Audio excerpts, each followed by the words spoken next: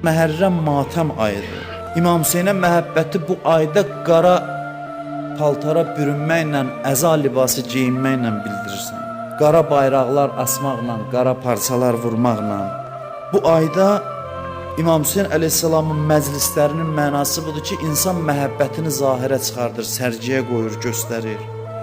Məscidlərdə məclislər olur, çox gözəldir. Və haşiyə olaraq bunu demək istəyirəm ki, bu günlərdə ki, məscidlərdə mərasimlər var, 10 gün, 20 gün, 40 gün, Məhərrəm səfəri müxtəlif cür qeyd edirlər.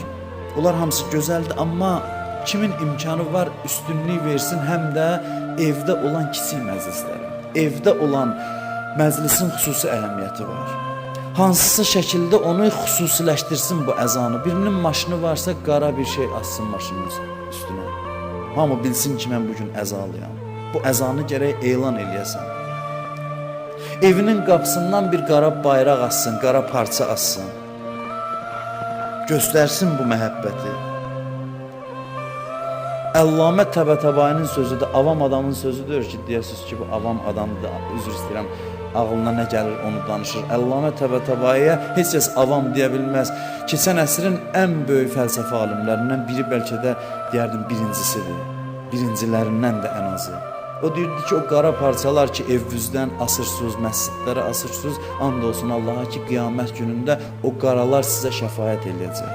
Onlar sizə şəfaətçi olacaq.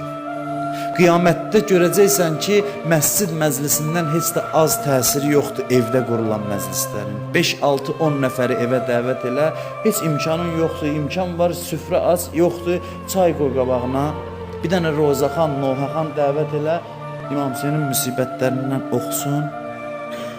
Bunun çox əhəmiyyəti var. Evin içində uşaq da görür ki, nəsə vəziyyət dəyişib evdə. Uşaqlar qoy bu məhəbbətlə evdə tərbiyə alsınlar. Məhərrəm gələndə hiss eləsinlər ki, nəsə dəyişib. Yəni, başa düşsünlər ki, bu ailəmin dərdidir, mənim şəxsi dərdimdir, təkcə ümumi dərd deyil. Bu, hər bir adam onu şəxsi dərdi kimi qəbul eləsin. Fərdi dərdi kimi qəbul eləsin. Mən eşitmişəm, keçmişdə Şam-ı Qəribanda evlərdə işığı söndürərlərmiş, şam yandırarlarmış.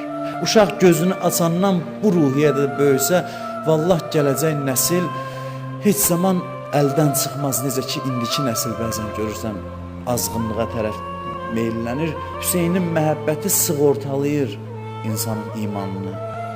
Təkcə mərasim şəklində yox, həm də xüsusi şəxsi dərd kimi bunu qeyd eləyəsən. Hamı görsün ki,